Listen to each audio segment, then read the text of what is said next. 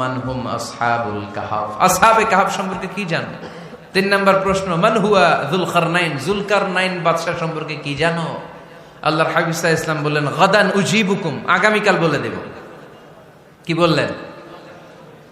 সবাই বলেন উত্তরে কি বললেন? আগামীকাল বলে দেব। তো আগামীকাল সবাই এসে হাজির।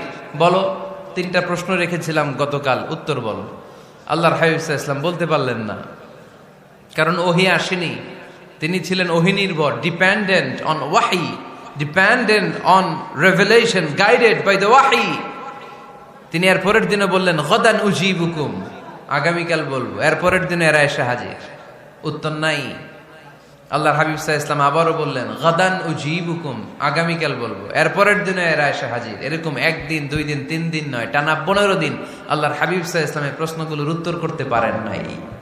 আল্লাহর হাবিব সাল্লাল্লাহু আলাইহি সাল্লামের নবুয়তি জিন্দেগিতে এত বিব্রতকর পরিস্থিতিতে তিনি কখনো পড়েন নাই।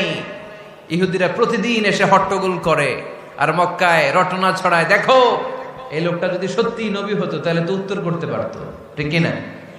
যেহেতু উত্তর করতে পারে না, আসলে সে আসল নবী নয়, সে ভণ্ড নবী, মিথ্যা নবী। পড়েন না আউযু বিল্লাহ। 15 দিন